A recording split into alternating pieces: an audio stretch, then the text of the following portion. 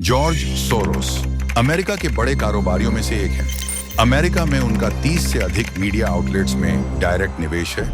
उन पर दुनिया के कई देशों की राजनीति और समाज को प्रभावित करने के लिए एजेंडा चलाने का आरोप लगता रहा है। खास तौर पर उनकी नजर भारतीय उपमहाद्वीप में हो रहे राजनीतिक बदलावों पर रहती है। सोरोस कई मंचों से भारत के प्रधानमंत्री नरेंद्र मोदी, पूर्व अमेरिकी राष्ट्रपति डोनाल्ड ट्रंप, रूस के राष्ट्रपति व्लादिमीर पुतिन और चीन के राष्ट्रपति शी जिनपिंग को लगातार सत्ता में बने रहने से तानाशाही की ओर बढ़ने वाला नेता कहते रहे हैं। इतना ही नहीं, कई देशों में भारी भरकम फंडिंग देकर चुनाव प्रभावित करने का भी आरोप है। यूरोप और अरब के कई देशों में सोरोस की संस्थाओं पर जुर्माना लगाया गया है और बैन भी लगा है। अगर भारत सोरोस के दखल की बात करें तो पिछले साल हिंडनबर्ग के खुलासे के बाद जॉर्ज सोरोस के सपोर्ट वाली non profit organised crime and corruption reporting project OCCRP ने अडानी ग्रुप को लेकर कई खुलासे किए थे।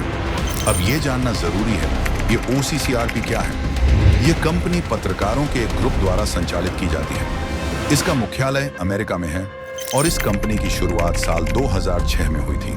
ये पब्लिक फंडेड फर्म है, लेकिन पब्लिक के साथ साथ अरबपति जॉर्ज सोरोस की कंपनी भी OCCRP को आर्थिक मदद करती है, यानी ये जॉर्ज सोरोस फंडेड फर्म है। भाजपा ने OCCRP का मुद्दा उठाते हुए कहा कि यह संस्था दुनिया के देशों को अस्थिर करने में लगी रहती है। कांग्रेस की नेता सोनिया गांधी का इस संस्था से जुड़ा होना, जो जम्मू कश्मीर को अलग स्टेट के रूप में देखता है, राष्ट्रीय सुरक्षा के लिए बहुत बड़ा खतरा है। बीजेपी ने लोकसभा में विपक्ष के नेता राहुल गांधी पर भारत को कथित तौर पर अस्थिर करने के लिए जॉर्ज सोरोस जैसी अंतरराष्ट्रीय ताकतों के साथ मिलीभगत का आरोप लगाया और राहुल गांधी को उच्च दर्जे के गद्दार करार देकर भाजपा ने घरेलू राजनीतिक असहमति को विदेशी हस्तक्षेप से जोड़ने की कोशिश की है। बीजेपी ने राहुल गांधी को जॉर्ज सोरोस को इस कथित साजिश का एक प्रमुख खिलाड़ी बताया और दावा किया कि कांग्रेस पार्टी कथित तौर पर भारत के खिलाफ सोरोस के एजेंडे को आगे बढ़ा रही है और कहा कि देश जानना चाहता है कि कांग्रेस और जॉर्ज सोरोस का क्या रिश्ता है।